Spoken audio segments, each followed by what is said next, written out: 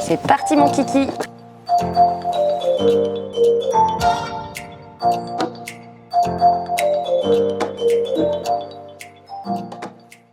Bonjour, alors aujourd'hui je vais prendre plus d'une minute pour vous parler de Ink, un jeu familial vachement sympa qui sera pas sans vous rappeler certaines petites mécaniques déjà vues ailleurs, genre Azul mais on va pas le dire à voix haute. L'idée dans Ink, on est sur un jeu de pose de tuiles dans lequel il va vous falloir vous débarrasser de petites fioles d'encre.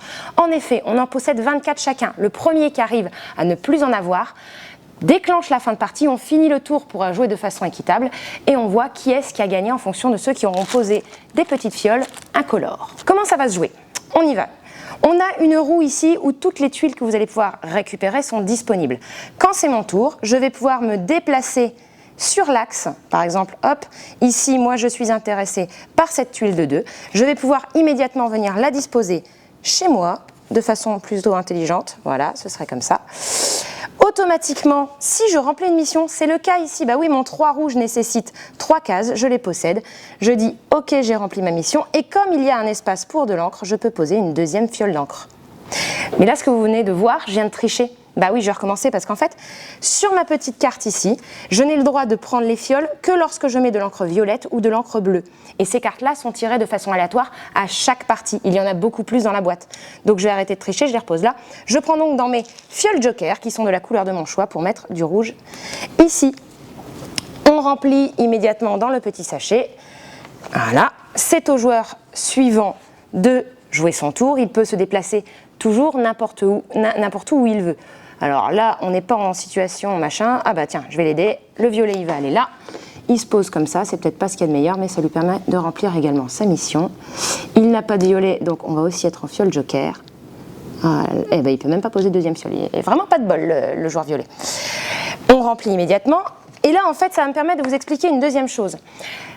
Mettons que n'importe laquelle des autres tuiles du tour ne m'intéresse pas. Je veux rester là parce que je veux celle-ci.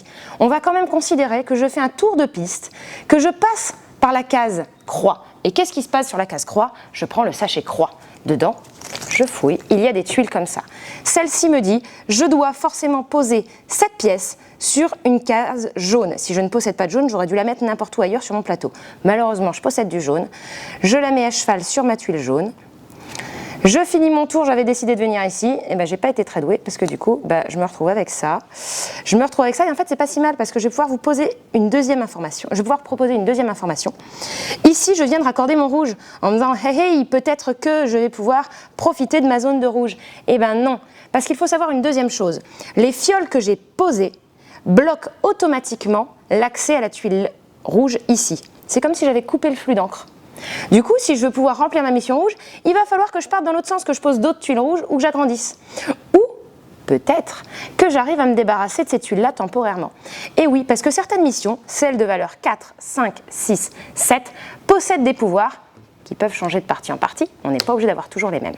Ces pouvoirs peuvent nous permettre de piocher immédiatement des tuiles, de pouvoir déplacer des fioles déjà posées, de pouvoir récupérer une deuxième fiole immédiatement. Il y a plein de choses à découvrir à l'intérieur et surtout plein de combos disponibles différents à chaque partie. Vous l'aurez compris, c'est un jeu qui est simple en termes de règles et qui pourtant vous propose beaucoup de rejouabilité par la diversité des possibilités de jeu. Comme je vous le disais, on est face à un jeu familial qui est facile d'accès mais qui est aussi très riche en termes de possibilités de jeu et de règles qui fait que, en fait, on a envie d'y retourner pour tester une autre possibilités. On a envie d'aller essayer les nouvelles règles du sachet. Voilà, moi je sais qu'on l'a ouvert avec les copains, on a fait une partie, on a fait une deuxième partie, on a fait une troisième partie, et en fait, il y a quand même cette envie parce que ça finit par prendre, la sauce finit par prendre, par être rapide. On finit par avoir envie de tester toutes les petites possibilités qu'il y a dedans, et surtout essayer de dépasser son score de plus en plus, parce que plus vous allez jouer, plus votre score va augmenter, et plus vous allez avoir envie de vous dépasser et de dépasser les autres. Pour cette petite merveille, on va remercier Casper Lap à la réalisation du jeu et Chris Killam à la réalisation graphique qui est vraiment très très chouette.